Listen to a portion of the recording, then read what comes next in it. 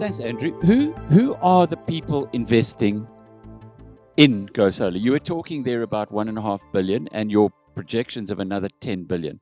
So who's seeing things in the South African economy that those who play in the stock market perhaps are not?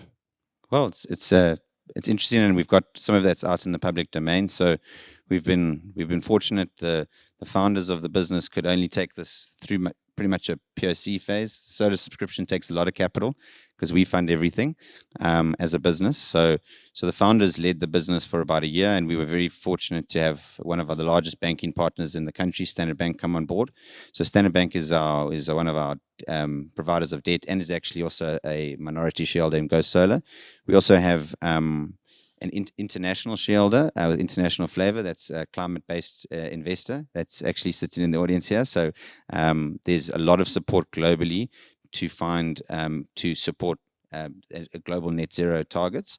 And then we also have African Rainbow Capital, which is listed on the JSE, that have also come in recently and have invested in us and have been very supportive. That's an interesting point.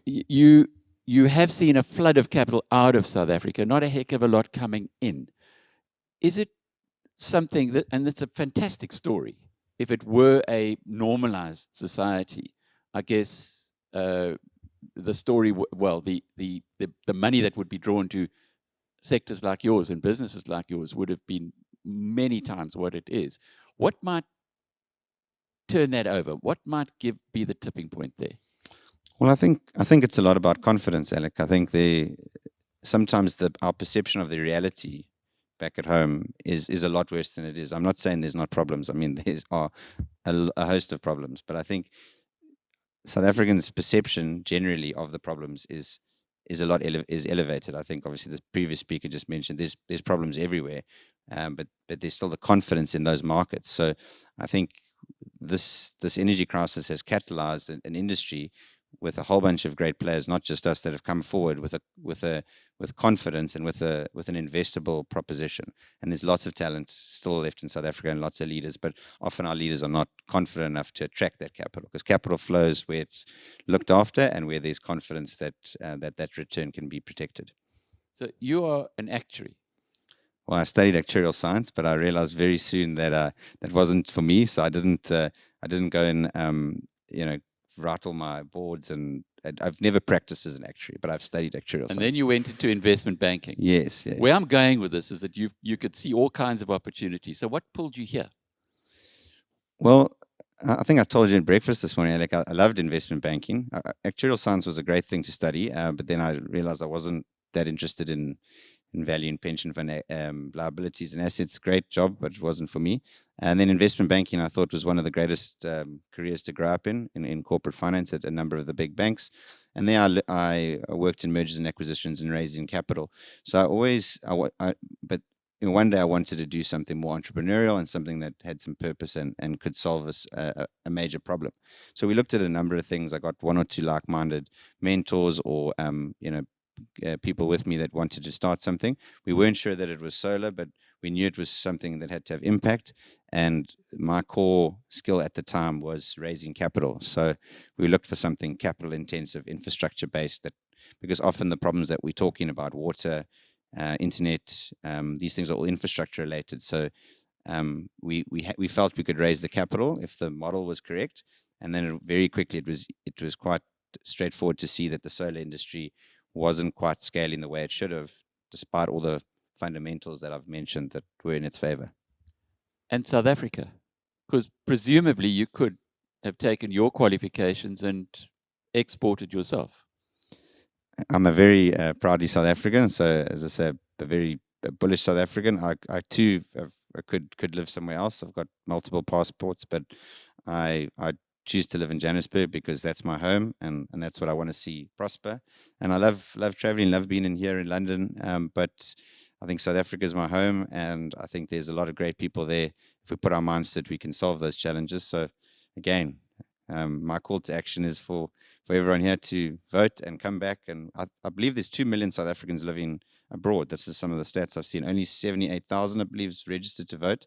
That's quite sad. I think we need to get those 2 million people to vote and spend some more time contributing to the country that helped him grow, because I think there's huge opportunities, and if we just bring a portion of those 2 million people back home, imagine the positive spin-off that would have.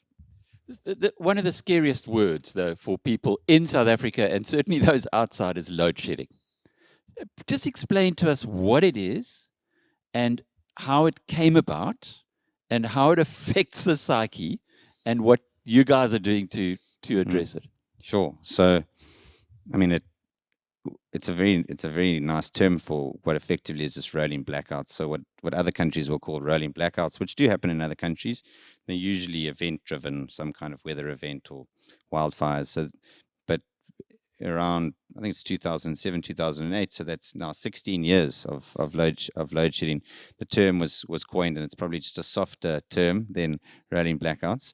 And it's unfortunately just escalated over the last 16 years, and it's really been driven by the lack of investment in power generation and distribution and transmission. So some of the really positives that Frans mentioned earlier around electrifying the population, which are all fantastic things post 94, were done, but there were a few missing gaps there that, when you are electrifying the population from 49% to 80%, you need to invest in that infrastructure. And unfortunately, that was done too late, and even the new investment that has happened hasn't been managed the way it should have. So that's what's led to this.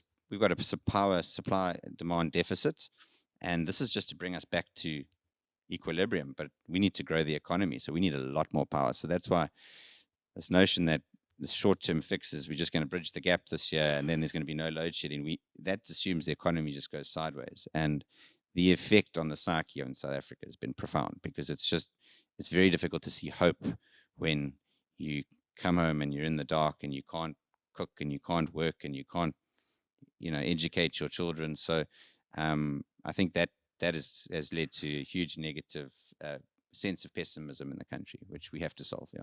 After lunch, we're going to have Gigi Alcock and Warren Wheatley talking about the informal economy. Gigi, who was grown up in that area, and Warren, who's, I suppose, a little bit like our Mohammed Yunus of Grameen Bank, where they're doing stuff to bring the money into the informal sector.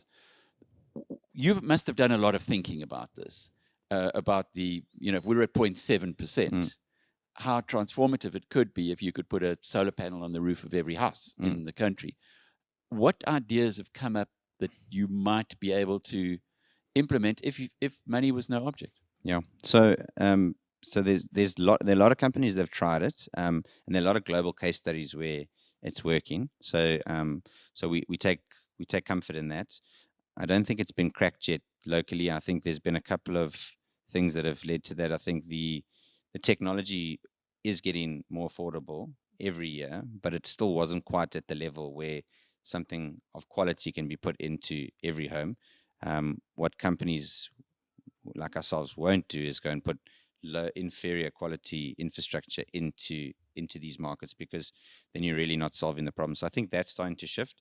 There has been some philanthropic models where some philanthropy can support the business case for it.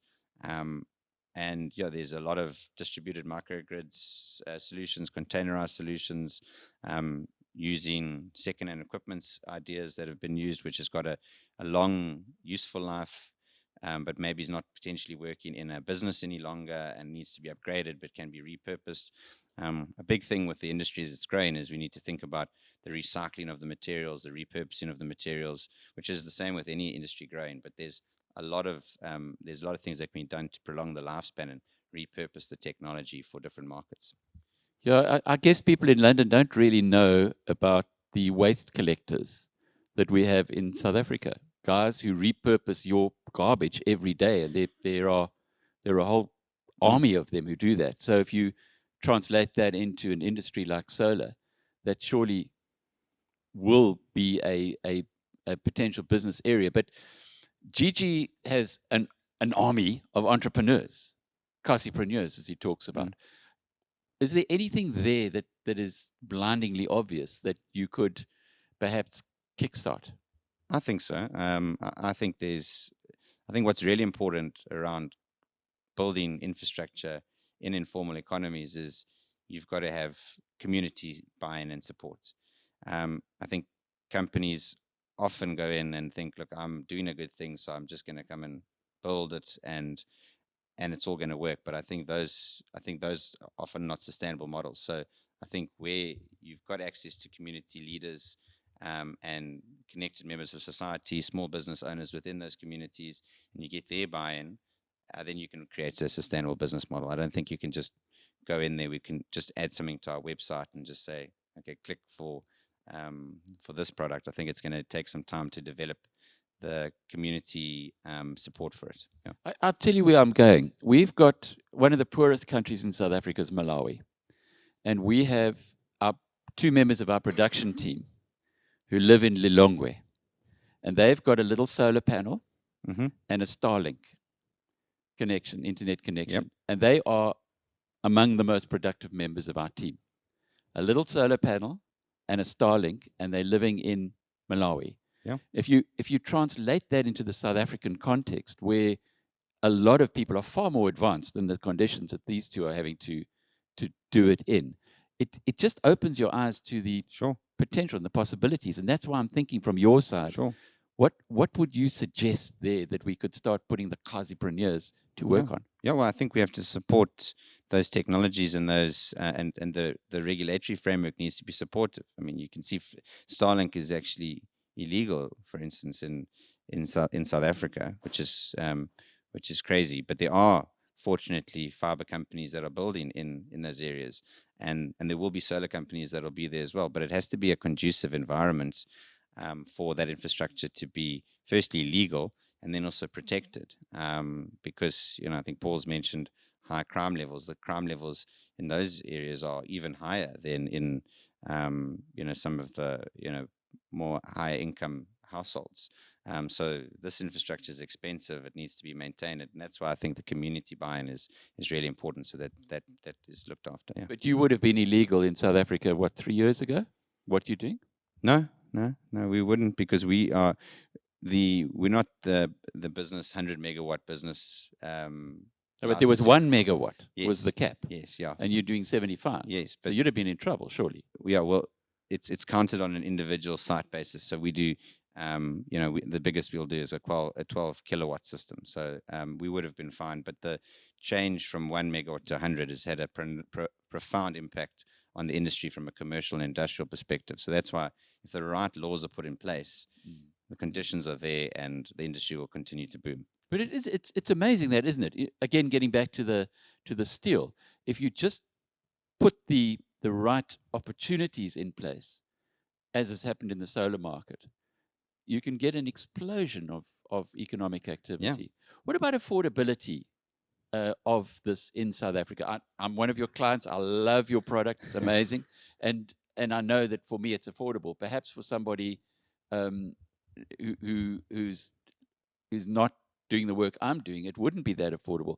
How does it go? And can you put that in a context for a British audience? Yeah, so it's getting there. So I think we've launched our entry level product is 1399. So in a British context, that's about 60 odd pounds per month. So that might sound affordable for a British household, but that still is isolating. I think that was the chart I showed earlier, the circles. It's isolating 15 million out of the 18 million households that we've got in South Africa. So I think the price points need to come down on the subscription side. The outright purchase of solar has just been completely off the table for those households. So the price points need to come down. There are some of the solar companies that are part we work with, even our competitors are starting to look at those areas. So it's all happening. So I think everyone's got a role to play, and others will have new ideas, fresh ideas. But I think it's coming, and we just need to get the costs down. It's still too expensive. Yeah. Software as a service, solar as a service. Solar as a service, that's okay. Some questions. Tim asks, Andrew, how are you managing the BBBEE requirements, and where do you see those requirements moving in the future with the government? At the moment, because of our early size, there's certain exemptions that you get, and as we grow, it's something that will continuously work on.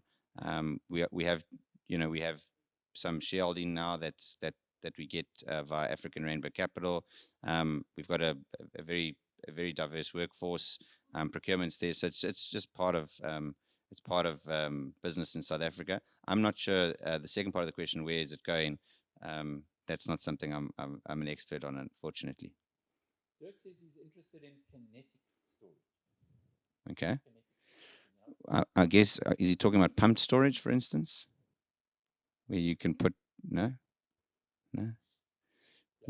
Well, I guess it's just another form of battery, right? So let's just take pumped storage, which we do have, which is great, is you've got excess power during the day because you've got solar energy, you've got demand has dropped, so you don't want this power to be wasted. So we have batteries where it goes into, but another form of battery is if you were, for instance, to pump water uphill in the Drakensberg, which they do, and you leave it there high up, and that's potential kinetic energy.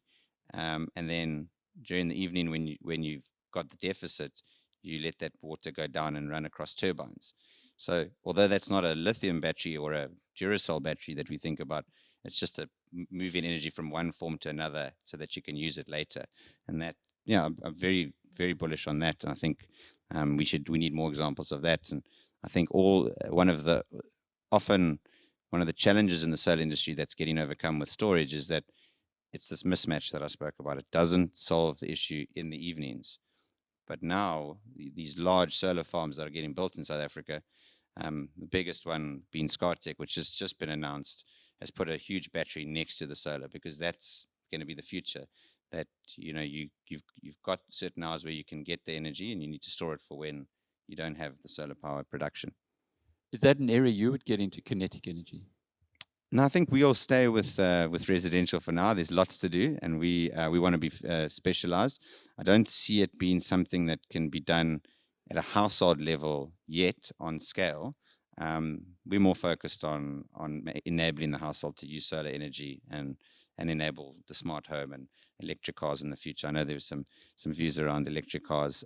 Certainly, we see that as something that is coming in the future. If you just look around London and you look at that, it's going to take time. But I think electric vehicles, if you look at what the major motor manufacturers are saying, if they stick to that, you're only going to be able to drive your old combustion engines if you've got second-hand ones. So it'll take some time, but I think we'd be more interested in that space than kinetic energy for now.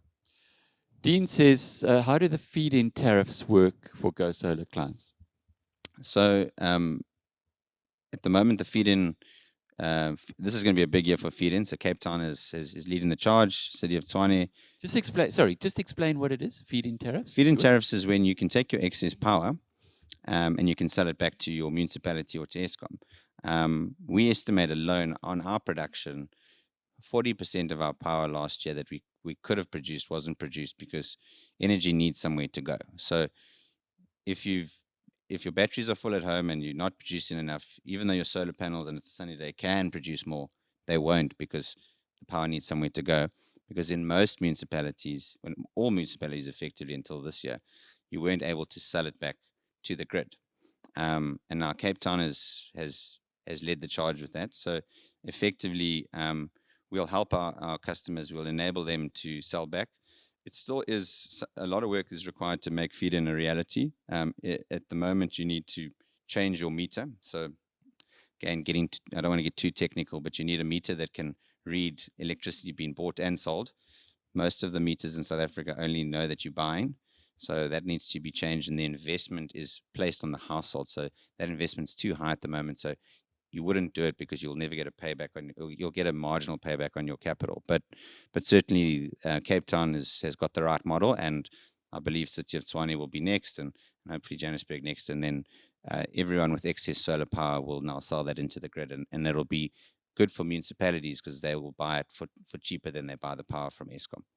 Okay, but I got a personal interest here. Am I going to get a little bit back when Hermanus municipality takes my power? Yes, from you will. GoSolr? Yes, you will. Yeah, well, you'll get it back on your bill. So we won't. You won't get it from us, but you'll get it from your bill. Yeah. Progress. John asks. He says it's become a problem for house sales here in the UK. So how does your subscription model work when houses are sold? Yeah. So I think there is a negative stigma in the UK around it, because there were some issues around solar leasing, and effectively, I'm not close to the detail, but we have been meeting some solar companies in the UK, and effectively the solar subscription model like us works more on an upfront ownership transfers hands to the household, and then it's paid off over 20 years, because of the concerns around how the previous in the UK, how that solar loan impacted your sale of house. But in South Africa, in our model, it's no impediment. We actually think having solar on your home is a net positive to selling your house, because often, or to lease it out, because people don't want to buy a house in South Africa without backup power, because of the fear of grid energy. But if you want to sell your house and your new buyer doesn't want, either we help transfer the contract to the new buyer, or it's a cancellation and then we deinstall. And we have a few of those. We've got very few cancellations in the business, but that's really the transfer of ownership, is when often there's a new decision maker and they decide not to do it. So it's not embedded like in the UK forever, that you can't get out of it, and then it impacts on the sale. Yeah, that's probably the important part as well. What are your cancellation terms? Yeah, so you can cancel with a month's notice. We do charge a cancellation fee, depending on the size of your product and how long you've been with us, and that's really just to recoup costs, so that we can, because we don't charge upfront for installation. So if you cancel within a certain period, we need to effectively go and take that, send a team to take it and put it somewhere else. So there's a charge there, but our customers like it because of the flexibility. Where did you get that from? Because if you think about solar as a service and the investment that you make up front, clearly you wouldn't want people, well, the typical role would be 18 months or a 2-year contract, etc. And yet with yours, that doesn't exist. Where did that come into the thinking? So we take in the view, and I think some of our competitors and out there in banks are locking people in 3, 5, 7-year term. We felt that lock-in was not the best solution for households, and we've seen, as I say, very, very few cancellations for it. And we believe that once you've got solar, not just the benefits for having uninterrupted power, but the cost savings that are coming through as we reach price parity with the municipal prices, why would customers really cancel, as long as we're doing a good job? So it's part of our philosophy that we're your solar provider. We'll help you. We'll make sure it works. We'll repair the equipment when it needs maintenance. And you've got the option to cancel, but we don't believe you will if we do our job correctly. So we create that alignment between the household and us. It's not one of those where you pay a few $100,000 for it. Good luck if it doesn't work. Don't call me. I'm not coming back. So you've got to back that we're going to have the customer service and quality. And so far it looks good. But if we tied people in, we think that they'd be less reluctant to buy it, and you would have that home transfer issue that I think sits in the UK, where it's a 20-year contract. It's so interesting. I've got a business partner who's a really smart guy, and he says, I bet against the state. And so much of what he does, he bets against. And in a way, you're betting against the public sector here, because if you are more efficient and the prices of Eskom or electricity go up, then you're going to be even more appealing. Yeah, so we don't think about it quite like that, but I can understand how they can see that. Look, the reality is we had electricity prices that were incredibly cheap for a very long time, and that was, we had access to very cheap coal, and Eskom was well run. So it was one of the selling points, I think, for South Africa. Come invest. We've got excess power, cheap power, and probably the prices stayed very low for long. So South Africa's prices are going up, but still, on a global context, they're still on the bottom half of the curve, bottom quartile. So prices are a lot higher around the world. So even if the situation improves, and we are starting to see some signs there, we expect that prices just have to go up, because there's just such an underinvestment in the grid infrastructure and Eskom. So prices need to go up, and I think that'll be in line with global prices. And globally, solar cost per kilowatt of solar power is going down everywhere. So that's why I say it's going to be part of the mix. It's not going to be the entire part of the mix, but it's going to be a big piece. Powerful model. Haley says, what work is being done in the industry to reduce environmental impact down the line, e.g., lifespan of solar panels, creating waste and passing on environmental issues to future generations, etc. And are concerns around future waste in the solar industry causing issues for investment currently? Yeah, so it's a great question, and there's a whole industry that's developing. So we have service providers already that we sign up that are planning to responsibly dispose of, recycle these components when they reach end of life. They've got a long lifespan, so take solar panels, 25 to 30-year lifespan. So we haven't quite seen all the replacement cycle there, but there's a lot in there that can be repurposed. The metals, the silica. So that needs to be done properly by proper companies and responsibly disposed of. You can't dispose of certain components in hazardous components in any landfill in South Africa, and lots of African countries don't have the ability to dispose of that yet. So that's an industry that's evolving, and we're working with the industry to build that. But it's a global solution is required for that. But it's no different to if you were to dispose of nuclear waste in that manner, right? Which has also got its own challenges. So with all industries, you've always got to think about the 20, 30 year down the line. With the mining industry, you've got to think about mine rehabilitation, and that's what happens. There's financial products actually that are used for that. So it's going to be the same with solar. Yeah. Andrew, maybe to close off with, can you give us some sense of the growth in the market in South Africa, maybe using importation of solar panels? Sure. So what we know from Eskom data, which is still really good, is that 2.6 gigawatts of solar was added last year alone, and that takes the solar end of last year to 5.4 gigs. So it almost doubled last year. So last year we nearly doubled. This year the industry's probably it's gone up about 260 megawatts in the first quarter. So that's about a tenth of last year, 3 months down the line. So it is slower than last year, but still growing significantly. But why would it have slowed down? The perception is that in South Africa, at least, that it's really something that you go for when there's load shedding. It still isn't universally accepted as an energy source sustainably in the future. For sustainability, our environment, and our financial wallet, which is the households in South Africa, are increasingly under that pressure. So in the UK, where solar is doing really well, despite the cloudy weather, it's a savings product. It's regulated by the financial services industry here because it's seen as a financial product that you buy. And so where's South Africa on that curve? There's a saving. We are very confident in Cape Town, which has got the highest energy prices of any municipality, that there's a saving for you now on average over the year. Obviously, it changes in winter and summer. And then in Eskom direct customers are also at parity, and then places like Johannesburg are probably 12 to 18 months away from price parity. So it's very close to being the cheapest source of energy in most municipalities. At the moment, people are taking a view on the future energy prices and obviously the other benefits of solar.